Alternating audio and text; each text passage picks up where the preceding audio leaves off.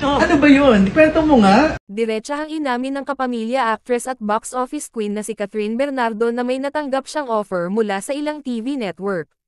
Sa muling pagpirma ng ex-girlfriend ni Daniel Padilla ng exclusive contract sa ABS-CBN, ni-reveal nga niya na may nag-alok sa kanya na lumipat ng TV network at management agency.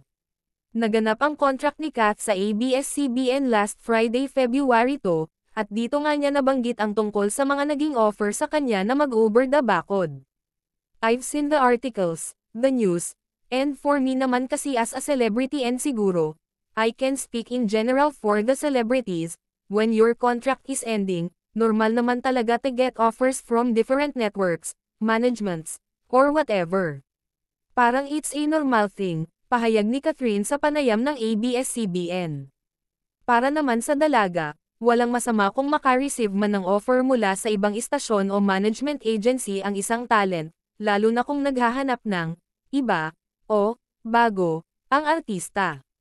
And I don't see anything wrong with it sa mga naka-decide na nalilipat. Desisyon mo yun. We all have the freedom to decide kung sino ang gusto mong mag-manage sa'yo, mariing pahayag ng aktres. For her part naman, tinanggihan daw niya ang lahat ng nag-offer sa kanya dahil nakaset na ang isip at puso niya na manatili sa ABS-CBN at sa Star Magic na naging tahanan na niya sa loob ng 20 years. Mabilis ko sigurong nasagot na hindi talaga.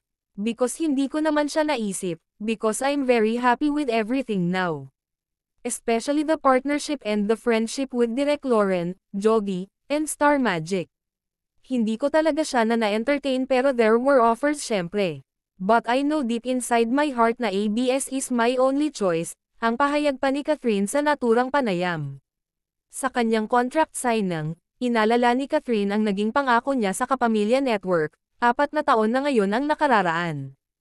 Ito yung kasagsagan ng ABS-CBN shutdown. I remember 2020, I made a promise. Sinabi ko sa ABS-CBN na hindi kita iiwan at nandito lang ako hanggang makabangon ka ulit. Today, here I am fulfilling that promise. Ang daming nangyari sa ABS-CBN but mahal ko sobra yung kumpanya. To my ABS-CBN family, this is my second home and alam kong medyo natagalan tayo dito hindi dahil sa iniisip nyo. I will always choose ABS-CBN. You know that this is my second home. You're my kapamilya and I will do anything for my family, mensahe pa ni Kat. Samantala, ibinalita rin ni Catherine na mas marami pang pagbabagong mangyayari sa kanyang career ngayong 2024 at sa mga susunod pang taon. May kaunting adjustments talaga but then it's a good kind of change. Ngayon mo lang to na-feel na it's so empowering as a woman. Ang sarap sa pakiramdam na alam ko na hawak ko lang ngayon yung buhay ko, yung sarili ko, kung saan ko gusto pumunta, kung ano yung gusto ko gawin, aniya.